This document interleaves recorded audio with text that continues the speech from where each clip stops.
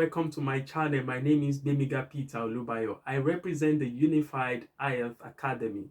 Today, I'm going to be talking to you and sharing with you my ultimate guide to achieving Band 8 Plus in your IELTS writing. I'm limiting this section to writing task 2 as it accounts for 2/3 of the whole marks. However, I'm going to touch on how to extend your ideas every time you attempt IELTS writing. I'm also going to touch on how to achieve 250 words minimum without wasting your time. I'm also going to talk about what you need to do if you are running out of time, and also open your eyes to what lowers your mark and how you can achieve greater scores, supplying with some IELTS boosters. If you have not subscribed to this channel, I need you to do that right away, and also remember to click on the notification button. Now let's start. So by now you should know that there are 4 critical things the examiner is looking out for in your essay, and these are: number 1, task achievement; number 2, your coherence and cohesion; number 3 is lexical resource you employed; and 4 is your grammatical range and accuracy. Now, speaking about your task achievement, this basically is all about you being able to address all parts of the question.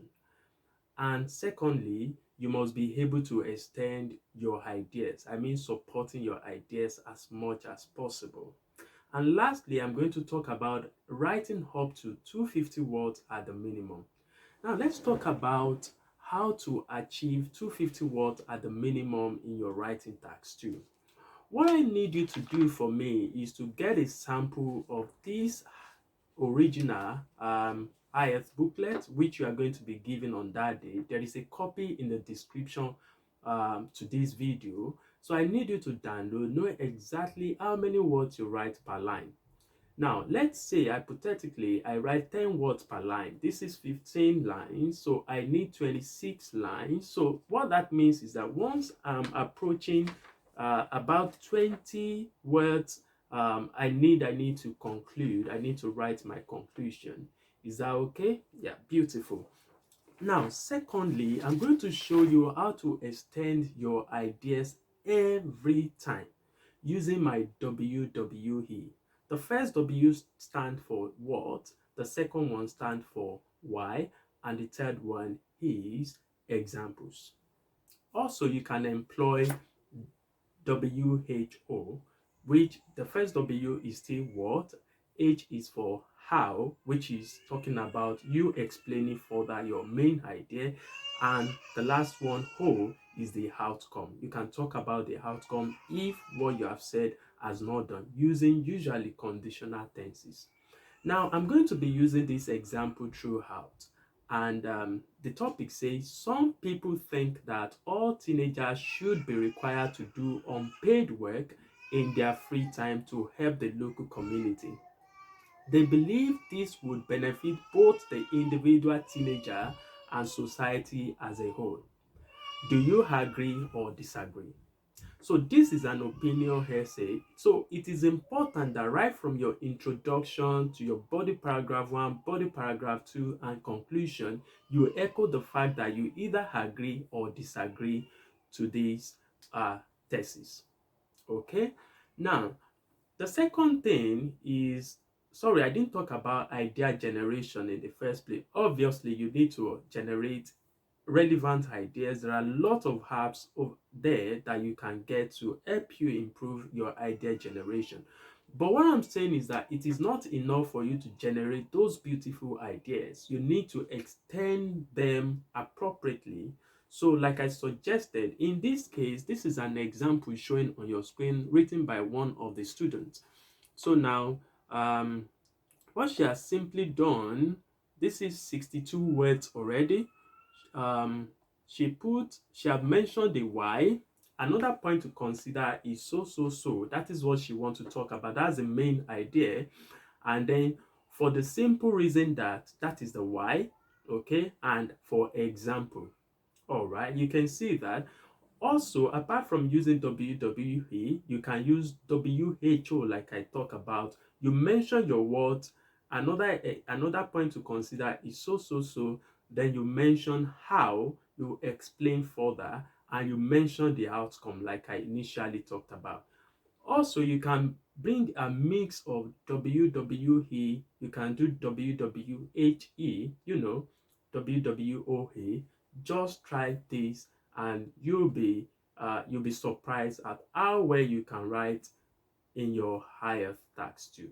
The last thing I'm going to talk about under task achievement, and a lot of candidates do not know this.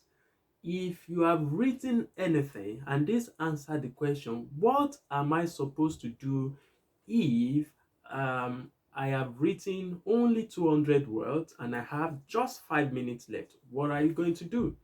So what I need you to do is to always include a conclusion in your write-up.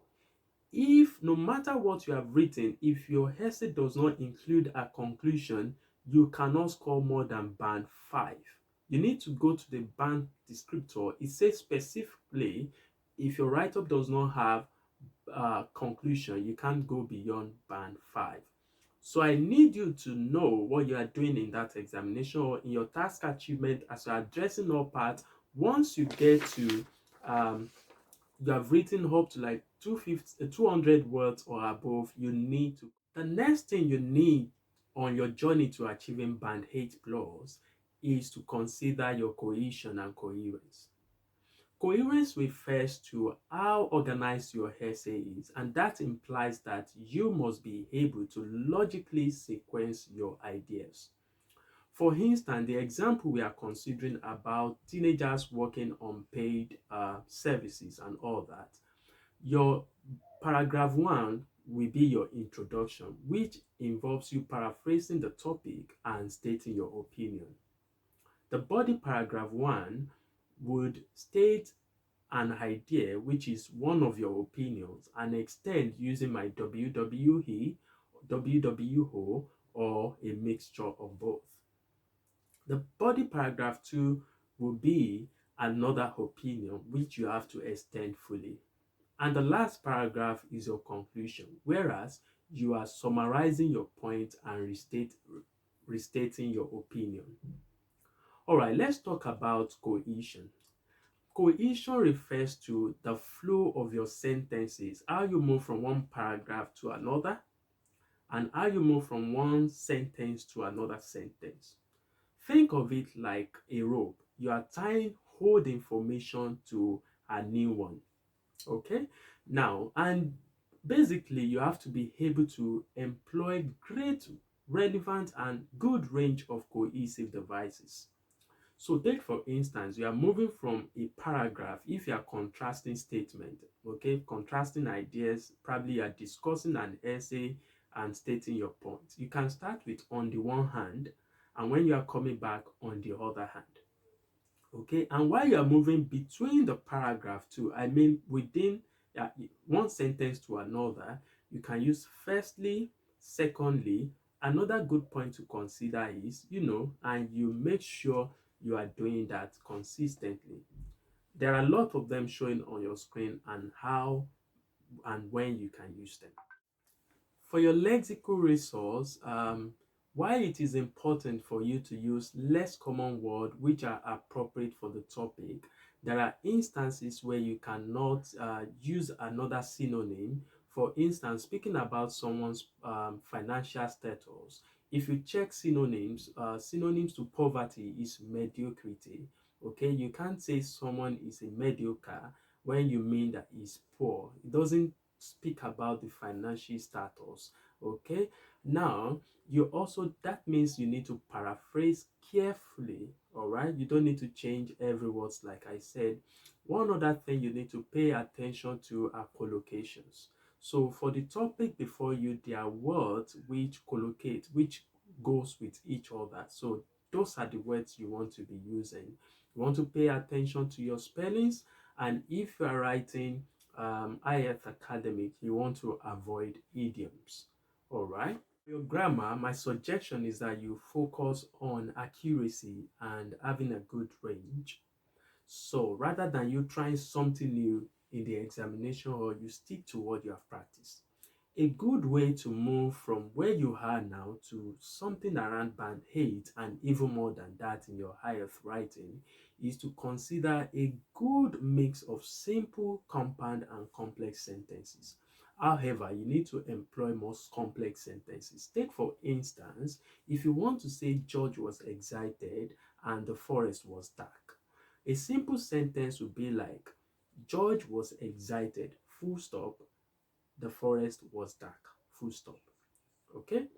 Now, the compound sentence employ conjunctions like and, but, or, and what have you. So, in this instance, it will be George was excited and the forest, and it was dark in the forest. Okay? And thirdly, speaking about complex sentences. So, a complex sentence will be like George was excited despite the darkness of the forest, or although the forest was dark, George was excited. You can see that one of them seems more sophisticated than the other ones, and that is a complex sentence. Another way to improve your grammar is to consider lot of grammar tenses.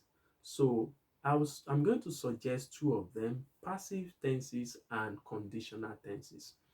So passive tenses takes away the focus from the subject to the object, while in conditional tenses you are stating that if the government have done this, we would have avert so so so. So let me think of an example. In my opinion, I would say that government should mandate teenage doing unpaid work.